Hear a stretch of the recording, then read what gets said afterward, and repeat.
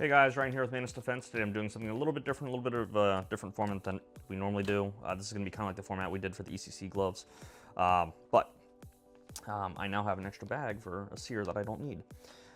Let's talk about 365s. So you have your standard 365, and you have modified 365s, okay? So this is mine. This was a standard 365 when it was first released. I then bought the XL frame for it when it was released, so that way I could have the X before the X came. And then I finally bought the macro frame when that came out, and I bought the Parker Mountain Machine Comp. This also has that Aeris Industries wing on it. Love it. All right, great. My wife uses a 365 for off-duty. The department requires that they use a New York trigger, so this is a 10-pound trigger that was in here. Okay, granted, the 10-pound trigger was this guy. All right, so I took it out, and you can see already it's a little bit different. Will that focus here? I don't know if it will or not. If it doesn't, we have photos of it that we're going to put up anyways, so you'll see it. Either way, that's the 365 trigger for the New York Compliant. Those are bought through Atlantic Tactical, right? Or yeah, Atlantic Tactical is the distributor for those. So if you wanted a New York Compliant trigger, because your department requires a 10-pound trigger press or weight or whatever, that's where you buy them. They don't sell aftermarket 10-pound triggers. You can't just buy it like you would with the old Glocks.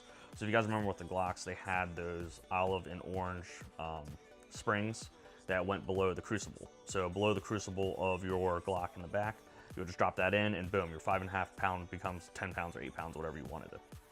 So because no one would give me answers on this, and I wasn't about to take the gun apart and just sit here and fiddle with it, I haven't had the time.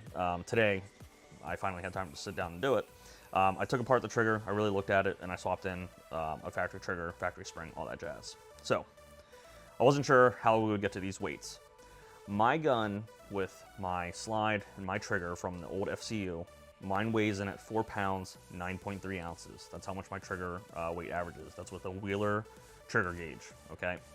Now, her gun weighed in at 11 pounds, 11.1 ounces, to the point that my little trigger tool would actually beep, so it was maxed out. So I'm lucky that I would even get the 11.1 reading. Real quick before I started doing the swap, I did a test of my trigger with her slide, and I got 10 pounds, 9.7 ounces. Yeah, her trigger, my slide. And then I did my trigger and her slide, and I got it at 4 pounds, 10.9 ounces. So because of that, I've always wondered if there was something in the slide that also needed changed, or if there was parts in the sear or anything like that that would need changed as well. So for anyone that has a New York Compliant 365 and is changing it to a factory weight because their department allows them to do so, you just need the factory trigger kit. You need kit-365-flat-trigger. That's all you need. You don't need anything else. That's why, again, I have an extra sear pack now. You only need the trigger. You're gonna get a trigger, you're gonna get the trigger return spring, and you get a new pin to hold it in place. What's really interesting though is I want you guys to see this. If you look at this, there's actually a spring. That spring sits inside here in the back. And then there's a detent that sits on top of it. You'll see in some of the photos that I'll put up, but this detent actually creates extra tension when it's sitting in there against the frame. You have your old trigger return spring, but they also have another spring that sits on the outside of the trigger.